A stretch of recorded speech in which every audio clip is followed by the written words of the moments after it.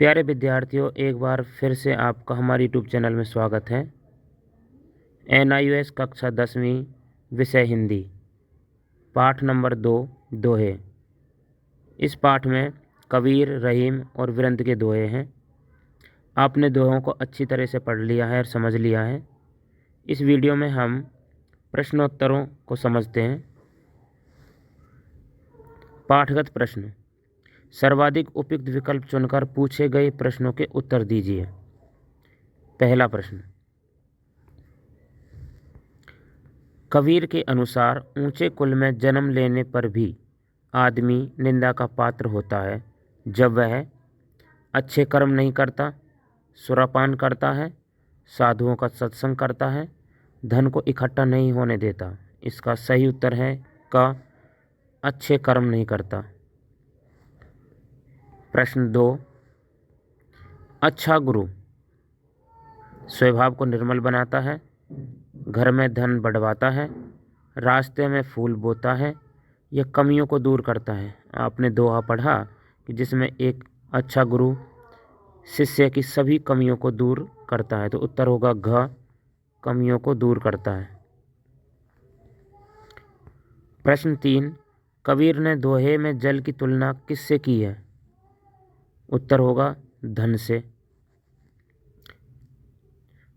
चौथा प्रश्न है कि रहीम के अनुसार खून, खांसी, खुशी, बैर, प्रीति और मदपान के अतिरिक्त और कौन सी चीज छिपाए नहीं छिपती है? कत्था, ऊंचा कुल, खुशबू, चोरी। तो दोहे के अनुसार कत्था, उत्तर होगा क, कत्था। प्रश्न नंबर 5। अब दादुर वक्ता भय से कवि का क्या आशय है? दादुर का अर्थ होता है मेंढक। तो विकल्प का मूर्ख मंच पर आ गए हैं। ख में समझदारों की इज्जत होती है। ग, मेंढकों ने कूकना शुरू कर दिया। घ, कोयल ने मौन साध लिया। इसका सही उत्तर होगा क, कि मूर्ख मंच पर आ पहुँचे। छठा प्रश्न है कि पावस देखी रहीम मन, कोयल साधे मौन, अब दादुर वक्ता भय हमको पूछत कौन। ऊपर दिए गए दोहे में कौन सा अलंकार है? इस दोहे में अन्योक्ति अलंकार है, तो उत्तर होगा घ, अन्योक्ति अलंकार।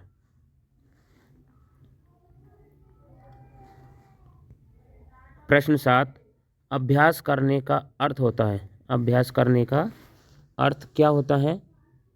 किसी काम को जल्दी करने लगना, कार्य कारण संबंध सीख जाना, निरंतर कार्य करके उसमें कुशलता पाना, या बहस करके सीख जाना। इसका उत्तर होगा ग,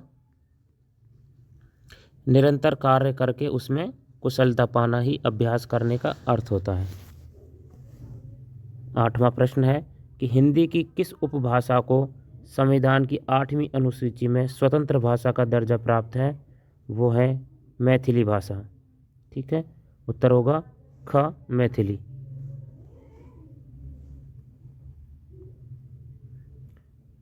अब पढ़ते हैं पाठांत प्रश्न। जो पाठ के अंत में प्रश्न दिए गए हैं हम उन्हें पढ़ते हैं। प्रश्न 1।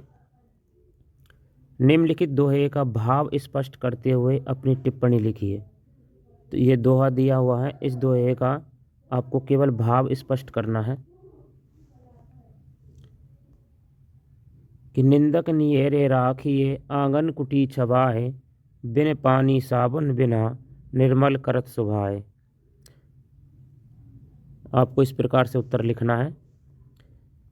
कबीर के इस दोहे का भाव यह है कि हमें अपनी निंदा से घबराना नहीं चाहिए। काहे कि निंदक नियरे राखिए, जो हमारी निंदा करता है उसको अपने पास रखना चाहिए। आंगन कुटी छबाए, आंगन में एक कुटिया बना करके निंदक को अपने पास रखना चाहिए। कि निंदक अर्थात आलोचकों, जो हमारी बुराई करते हैं, को अपने निकट रखने का प्रयास करना चाहिए। उन्हें अपने घर के अंदर कुटी बनाकर रखना चाहिए, अर्थात अपने बिल्कुल निकट जिससे वे हमारी गतिविधि पर नज़र रख सकें। उनकी आलोचना से हमारे स्वभाव के दोष दूर हो जाते हैं। हम बुरे कर्म से स्वयं को बचाते हैं। निंदक तो साबुन का काम करते हैं और अपनी आलोचना से हमारे स्वभाव में पवित्रता ला देते हैं कि बिन पानी साबुन बिना निर्मल करत स्वभाव, कि वे हमारे स्वभाव को निर्मल कर देते हैं। प्रश्न नंबर 2 कि गुरु कुम्हार शिष्य कुंभ है, गढ़ी गढ़ी काढ़े खोट। पंक्ति में गढ़ी गढ़ी काढ़े खोट का आशय स्पष्ट करना है। तो ये दोहा जो है उसमें गढ़ी गढ़ी काढ़े खोट का क्या अर्थ है और गुरु शिष्य के संबंध का आदर्श रूप क्या है। आप उत्तर लिखेंगे। इस दोहे में कबीरदास गुरु को कुम्हार के समान बताते हैं कि गुरु कुम्हार और शिष्य कुंभ। गुरु जो है वो कुम्हार के समान और शिष्य कुंभ है। और उसकी रचना यानी उसका शिष्य घड़ा है या पढ़ लिया है।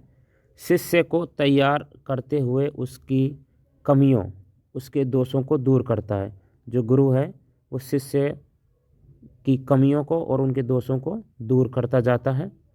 काढ़ना का अर्थ होता है निकालना, यानी कि उसके अंदर से कमियों और दोषों को निकालता है।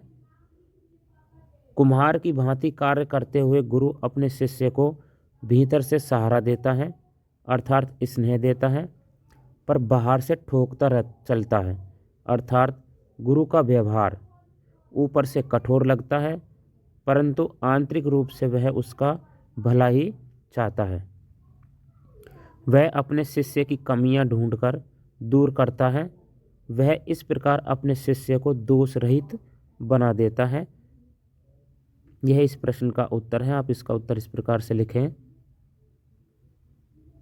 अब प्रश्न नंबर 3 पढ़ें कि जो जल बाढ़े नाव में, घर में बाढ़े दाम, दो हाथ उलीचिए यही सयानो काम। इस दोहे में धन के अर्थ में दो हाथ उलीचिए से क्या अभिप्राय है। यानी इस दोहे में जो दो हाथ उलीचिए ये आया है, ये धन के अर्थ में इसका क्या अर्थ है, यह इस प्रश्न में बताना है। तो उत्तर लिखेंगे आप। इस दोहे में धन के अर्थ में दो हाथ उलीचिए से अभिप्राय है कि जब घर में धन दौलत आवश्यकता से अधिक एकत्रित हो जाए तो दूसरे ज़रूरतमंद व्यक्तियों को दान कर देनी चाहिए। हमें खुले हाथों से दान देना चाहिए। यदि ऐसा नहीं किया गया तो यह फालतू धन हमें बुराइयों की ओर ले जाएगा। दो हाथ उलीचिए से तात्पर्य है खुले हाथ खर्च करना, खुले हाथ से खर्च करना, पर विलासिता में नहीं। दूसरे लोगों की भलाई पर यही बुद्धिमानी का काम है कि हमें धन तो खर्च करना यानी दान करना है, लेकिन हमें अच्छे कार्यों करने के लिए, दूसरों की भलाई करने के लिए ही खर्च करना है, ना कि किसी बुरी आदतों, विलासिता बुरी आदतों के लिए हमें धन खर्च नहीं करना है। चौथा प्रश्न कि करत करत अभ्यास ते दोहे में मूर्ख के लिए जड़मति शब्द का प्रयोग क्यों किया गया है। इस दोहे में कवि ने मूर्ख के लिए जड़मति शब्द का प्रयोग इसलिए किया है क्योंकि जड़ जमीन के अंदर होती है। इसी प्रकार मूर्ख व्यक्ति की बुद्धि भी नीचे यानी दबी रहती है। मूर्ख व्यक्ति का मस्तिष्क कार्य नहीं करता है, उसमें बुद्धि का अभाव होता है। मति का जड़ होना अर्थात बुद्धि का निष्क्रिय होना जड़मति है और ऐसा व्यक्ति मूर्ख कहलाता है। यही कारण है कि कवि ने मूर्ख के लिए जड़मति शब्द का प्रयोग किया है।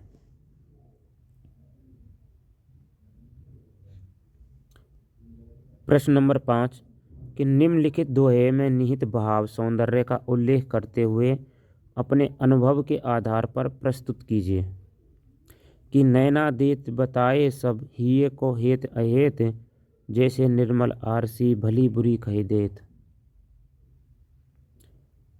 इस प्रश्न का उत्तर आप लिखें कि इस दोहे में नयनों यानी आँखों की भाषा के बारे में बताया गया है कि नैना देत बताए सब, जो आँखें हैं वो सब बता देती हैं ही यानी हृदय में हित और अहित की जो बातें हैं उन सब को बता देती हैं। जैसे निर्मल आरसी, आरसी यानी कि दर्पण, जो एक स्वच्छ निर्मल स्वच्छ जो दर्पण होता है, जब हम उसके सामने कोई भी वस्तु रखते हैं तो वह जैसी है वैसी ही दिखाई देती है, भली बुरी कही देत, अच्छी है हो या बुरी हो वह उसके बारे में बता देता है। तो उसी प्रकार से आँखें भी जो हृदय में हित और अहित की बातें हैं उन सब के बारे में बता देती है। तो इस दोहे में नयनों की भाषा के बारे में बताया गया है कि नयन हमारे मन के भावों को अभिव्यक्त करने में पूर्णतः समर्थ हैं। कवि ने आरसी के उदाहरण में अपनी बातों को स्पष्ट किया है कि आरसी यानी दर्पण में देखकर रूप रंग को पहचानना जा सकता है। इस प्रकार आँखों में झांककर मन के भावों को सरलता से पढ़ा और समझा जा सकता है। यानी कि दर्पण में हम अपने रूप रंग को पहचाना जा सकता है और आँखों में झांककर मन के भावों को सरलता से पढ़ा और समझा जा सकता है। आँखें ही व्यक्ति के मन के भावों को सबसे पहले स्पष्ट रूप से प्रकट करती हैं। प्रश्न 6 कि निम्नलिखित शब्दों में से तत्सम शब्द छांटकर लिखिए।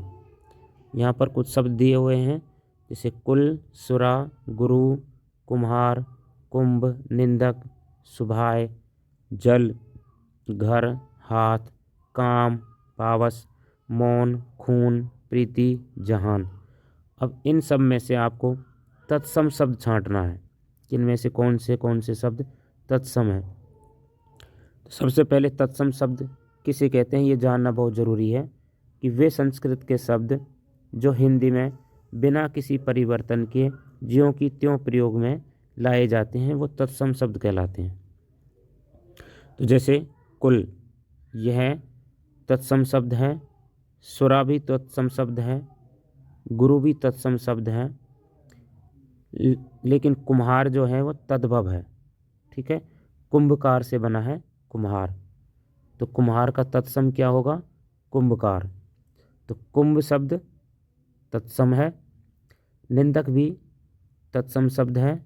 सुभाय, सुभाय जो शब्द है वो तद्भव है। सुभाय स्वभाव से बना है। ठीक है, तो जल भी यहाँ पे तत्सम शब्द है।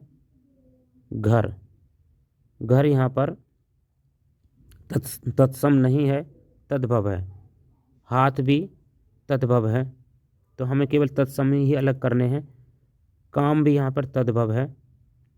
पावस, पावस यहाँ पर तत्सम है। मौन भी तत्सम है।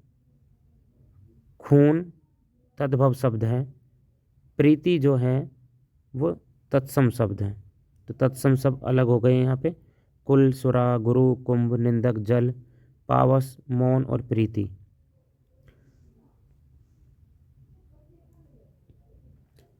अब है प्रश्न नंबर 7 कि निम्नलिखित दोहों को ध्यानपूर्वक पढ़िए और पूछे गए प्रश्नों के उत्तर दीजिए। यहाँ पर आपको 2 दोहे दिए हुए हैं। इन दोनों दोहों को आप अच्छे से पढ़ना है और इनका अर्थ समझना है। उसके बाद में इसके नीचे कुछ प्रश्न दिए गए हैं जिनका अर्थ आपको जिनका उत्तर आपको देना है। कि कबीरा गर्व न कीजिए काल गहे करकेश, क्या जानहो कित मारही क्या घर क्या परदेश। इस दोहे में कबीर ने कहा है कि हमें कभी भी गर्व नहीं करना चाहिए। जो काल यमराज जो है वो हमें केस पकड़ के पता नहीं कब ले जाएं। क्या जानो कित मारे, और पता नहीं कहाँ जा कर के हमें मृत्यु को प्राप्त हो जाए। क्या घर क्या परदेश, मृत्यु कहाँ प्राप्त हो जाए इसके लिए ना घर का कौन क्या तो घर है और क्या प्रदेश है, कोई निश्चित स्थान नहीं है। तो दूसरा है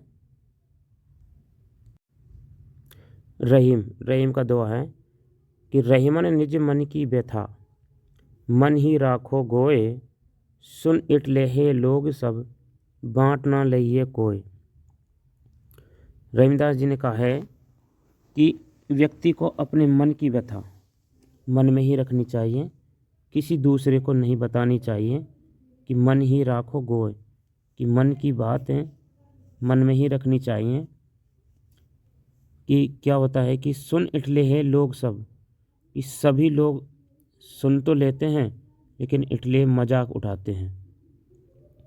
और मन की व्यथा को बांट न लइए कोई, और कोई भी बांटता नहीं है, सब लोग सुन करके मजाक उड़ाते हैं। इसलिए रहीमदास जी कहते हैं कि अपने मन की व्यथाएं मन में ही रखनी चाहिए, किसी को ना बताएं। दोनों दोहों के अर्थ समझने के बाद में आइए प्रश्न करते हैं कि काल गहे कर केस का अर्थ स्पष्ट कीजिए। काल अर्थात यमराज मृत्यु के समय व्यक्ति को केस पकड़कर यानी बालों को पकड़कर अर्थात बलपूर्वक अपने साथ ले जाता है। यमराज से कोई नहीं बच सकता, यानी कि मृत्यु निश्चित है, पता नहीं कहाँ वह हमें मार दे, मृत्यु को प्राप्त हो जाए, चाहे अपना घर हो या परदेश हो। कबीर ने घमंड करने के लिए मना क्यों किया है? कबीर ने घमंड करने के लिए इसलिए मना किया है क्योंकि व्यक्ति जिस शरीर पर घमंड करता है वह नाशवान है, इस पर उसका वश ही नहीं है। पता नहीं यमराज कब इसे समाप्त कर दे, तब घमंड किस बात का। इसलिए कबीर ने घमंड करने से मना किया है। प्रश्न नंबर 3 कि मन की व्यथा को छिपाकर क्यों रखना चाहिए? रहीमदास जी कहते हैं कि अपने मन की व्यथा दुख को छिपाकर इसलिए रखना चाहिए क्योंकि सब इसे सुनकर हमारा मजाक उड़ाते हैं। कोई भी हमारे दुख के प्रति सच्ची सहानुभूति नहीं रखता है, इससे हमारा दुख और बढ़ जाता है। अतः हमें अपने मन की व्यथा को किसी दूसरे के सामने प्रकट नहीं करना चाहिए। प्रश्न 8 हिंदी की उपभाषाओं का वर्गवार उल्लेख कीजिए। हिंदी की उपभाषाओं को 5 वर्गों में बांटते हैं। तो हिंदी की उपभाषाओं को कितने वर्गों में बांटा गया है? 5 वर्गों में। इन वर्गों में शामिल उपभाषाओं के नाम इस प्रकार से हैं। सबसे पहले पश्चिमी हिंदी वर्ग। पश्चिमी हिंदी वर्ग में खड़ी बोली, हरियाणवी, ब्रज, बुंदेली और कन्नौजी आती हैं। दूसरी है पूर्वी हिंदी वर्ग, इसमें अवधी, छत्तीसगढ़ी और बघेली आती हैं। तीसरी है बिहारी वर्ग, इसमें भोजपुरी, मगही और मैथिली भाषाएं आती हैं।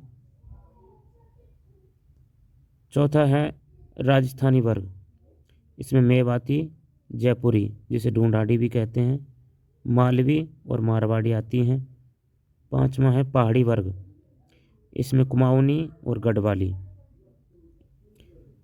यहाँ पर ध्यान दें कि जो मैथिली भाषा है, मैथिली, इस मैथिली को अब संविधान की 8वीं अनुसूची में स्वतंत्र भाषा का दर्जा प्राप्त है। प्रश्न नंबर 9 कि नीचे दिए गए दोहे में ह्रस्व और दीर्घ का चिन्ह अंकित करके मात्राएं गिनिए। आपको एक दोहा दिया गया है, इस दोहे में आपको दोहे की मात्राएं, दोहा एक छंद है जिसमें ह्रस्व और दीर्घ मात्राओं को अंकित करना है। कि जो जल बाढ़े नाव में, घर में बाढ़े दाम, दो हाथ उलीचिए, यही सयानो काम। तो यहाँ पर दोहे, सबसे पहले हम दोहे की पहचान समझते हैं कि दोहे छंद में कि 2-2 चरणों वाली 2 पंक्तियाँ होंगी। कितने? 2-2 चरणों वाली। यहाँ पे देखो, एक चरण हो गया, दूसरा चरण, तीसरा चरण और चौथा चरण, तो एक दूसरा चरण, एक और तीसरा चौथा। ठीक है, 4 चरण हो गए। तो दोहे में 4 चरण होते हैं। 13-11 मात्राओं के 4 चरण होते हैं। तो यहाँ पर हम मात्राएं सीखेंगे। इसमें 13 मात्राएं हैं, इसमें 11, फिर 13 और 11। दूसरे और चौथे चरण के अंत में गुरु के पश्चात लघु मात्रा होगी और दूसरे और चौथे चरण की तुक में समानता होती है। तो यहाँ पर देखो, दूसरे और चौथे चरण में समानता। घर में बाढ़े दाम और यही सयानो काम, तो यहाँ पर भी तुक है। ठीक है, ये तो दोहे की पहचान हो गई कि दोहा क्या होगा। अब हम मात्रा पढ़ते हैं। ह्रस्व अ, ई, उ, ये स्वर की मात्राएं जो होती हैं वो ह्रस्व हैं, शेष दीर्घ हैं। ठीक है, ऐसे हम यहाँ समझें कि यहाँ पर जो में ओ की मात्रा है तो 2 मात्राएं, दीर्घ का चिन्ह ये होता है इस तरह से, और ह्रस्व का चिन्ह ये होता है, लगा हुआ है, देखते हैं। जो इसमें 2 मात्राएं हैं, जा में 1 मात्रा, ला में 1 मात्रा, बा में 2 मात्राएं, ढे में 2, ना में 2 मात्राएं, वा में 1, इसमें 2। अब इन मात्राओं को गिने कि 2, 3, 4, 5, 6, 7, 8, 9, 10, 11, 12, 13, यानी कि यहाँ पर यति है। तो यहाँ पे कितनी मात्राएं होगी? 13। 1 मात्रा, 2 मात्रा, 2, 4, 6, 8, 10 और 1, 11। तो यहाँ दूसरे चरण में 11 मात्राएं।